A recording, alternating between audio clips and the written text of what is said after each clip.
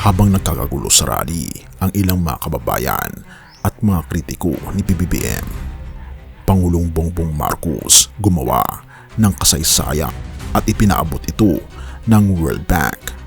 Isang sobrang gandang balita na ikakagulat ng marami. Halika, ating itong pag-usapan mga kaibigan.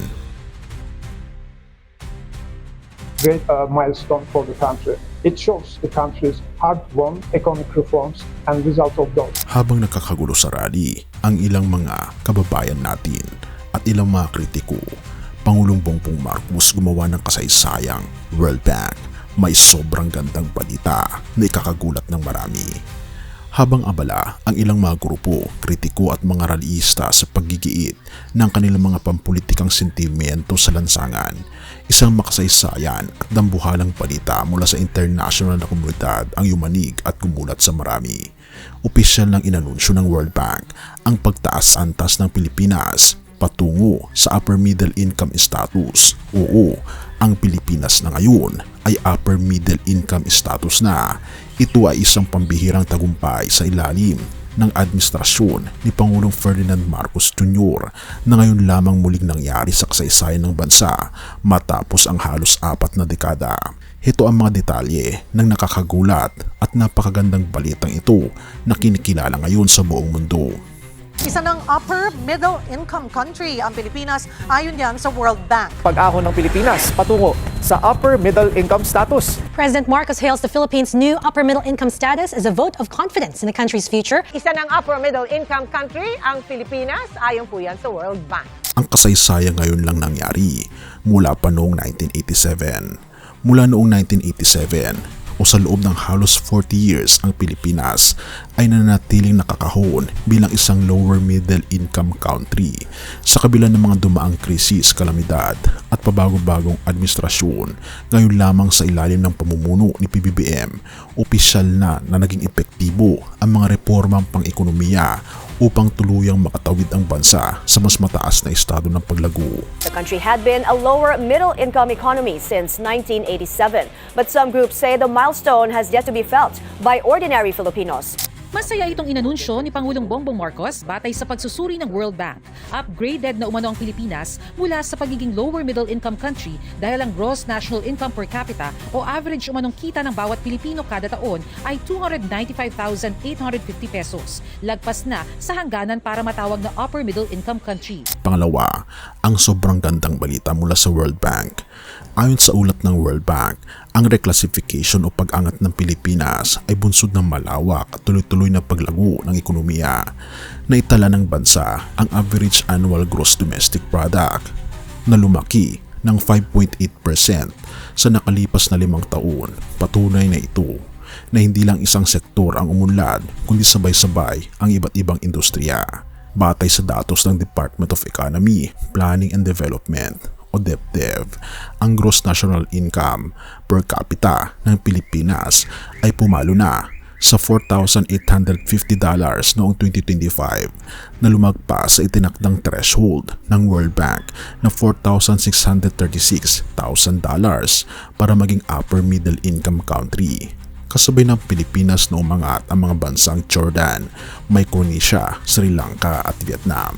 Reaching upper middle income status is an excellent, great milestone for the country. It shows the country's hard-won economic reforms and result of those. But it's important not to stop here. It's important to use the maximum opportunity and benefits of this status to move up and provide much better education, health services, and job opportunities for the society. First, investing in foundational infrastructure. That means physical infrastructure, human capital, digitalization, and connectivity. Second, I would like to highlight the importance of private sector. Public sector resources alone will not be sufficient. It will be very important to mobilize private sector capital. For example, South Korea combined investment with technology adoption and export discipline. Poland used market openness and competition as a way to boost firm competition and discipline in markets. Chile provided a network of agreements as a way for firms to reach global markets and value chains. Third, I would like to highlight the importance of institutions, transparency and accountability. At ito ang mensahe ng ating Pangulo. na patunay ng katatagan ng Pilipino. Sa isang video message, buong pagmamalaking ipinabot ng Pangulo ang pasasalamat sa bawat mamamayan. Sa loob ng maraming taon, nagsikap ang mga Pilipino na itayo ang ating bansa. Ngayon, napansin na ito ng mundo, ani pa ni PBBM. Dagdag pa ng Pangulo, ang milestone na ito ay isang vote of confidence o pagpapakita ng tiwala ng buong mundo sa kinabukasan ng Pilipinas. Paliwanag niya, ang mataas na tiwala ng mga dayuhang merkado ay nangangahulugan ng mas maraming pamumuhunan o investments, mas maraming negosyo, mas mataas na kalidad ng trabaho at mas magandang oportunidad para sa mga pamilyang Pilipino upang magkaroon ng disenteng pamumuhay. Magandang araw sa aking mga minamahal na kababayan. For years, Filipinos have worked hard to build this country. Today, the world has taken notice. The Philippines has officially become an upper middle income country. After nearly 4 decades as a lower middle income country since 1987, this milestone affirms that the economic policies that we have pursued over the past 4 years have been effective. Our steady economic growth, broadly stable currency, and long-term reforms have strengthened our economy even amid global uncertainties. It validates the progress that we have made and the resilience of the Filipino people. It is also a vote of confidence in our country's future. Greater confidence means more investments. More investments means more businesses, better quality jobs, and more opportunities for Filipino families. This is worth celebrating because economic progress is not meant to stay on paper. It is meant to open doors, put food on the table, and give every Filipino the chance to build a better life.